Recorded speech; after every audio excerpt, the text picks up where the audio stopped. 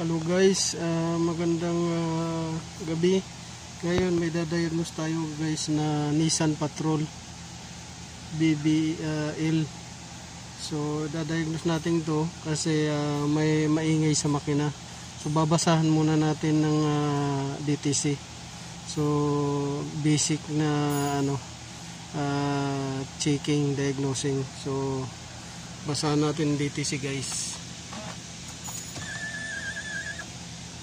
So ang issue nito, at first start, knocking noise, tapos growling. Pagkatapos ng mag-knocking, mag-growling siya. So basahan natin to. So ito siya, Nissan Patrol. Nissan Patrol guys. So basahan natin ng DTC. Titingnan natin guys kung anong makukuha natin DTC dito.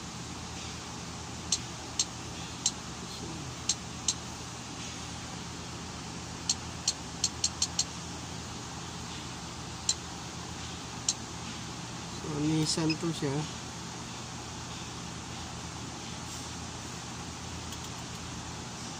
Unang-una guys, pagka gagawa kayo ng sasakyan, standard nyo talaga gagawin. Kunan nyo ng DTC para may kayo, may idea kayo at saka reference kung anong nangyari sa sasakyan.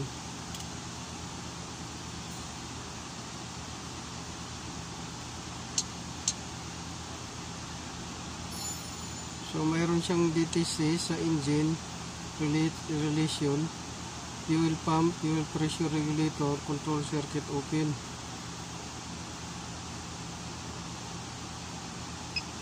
Tapos variable valve, event and lift, EV electrometer, motor bank 2. So yan yung code niya. Yan. E0090. P1093, fuel rail system, pressure too high, camshaft position sensor circuit, bank 1. So apat guys yung niya DTC. So ngayon balik tayo. Kunan natin uli sa chassis. So ABS kunan natin para may idea tayo guys kung may DTC ba siya. So mayroon U-reach sensor, steering angle sensor, engine signal condition, so module, battery voltage abnormal, pressure sensor circuit,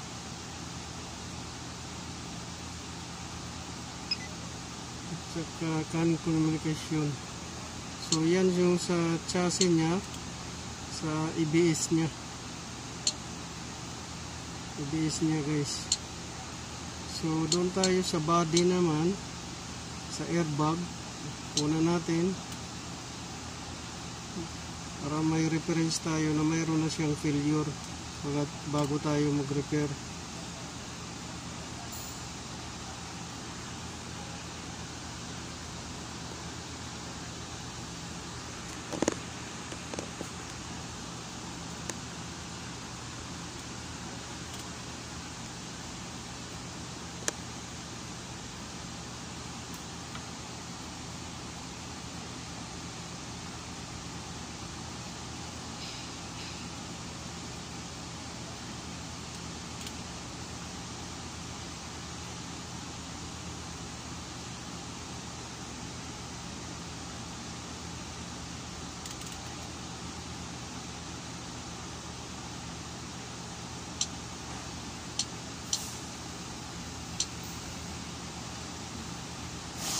So wala siyang sa airbag.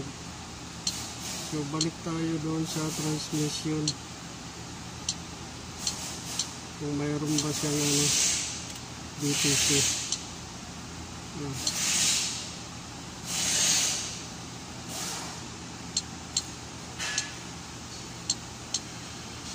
wala siyang DTC sa transmission guys. So doon lang tayo mag-focus sa engine. So yung BBL nito, valve train yung issue nito guys. So makikita nyo guys, papaandarin ko, maririnig nyo yan guys. Maririnig nyo. Ayun guys, oh. Marinig nyo yun. Maingay. So yun lang guys yung ano natin. So welcome to my YouTube channel, Autoboyzone guys. So update ko kayo guys kung anong nangyari doon sa valve train. Valve train yung issue nito guys, kaya may knocking at saka growling.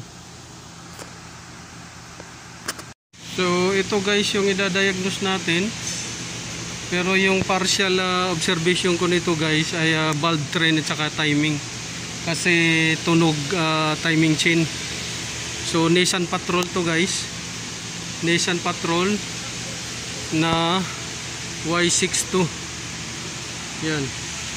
So punan natin ng video, baka maya may mga damage na para hindi sa atin ibintang guys. Punan natin ng video.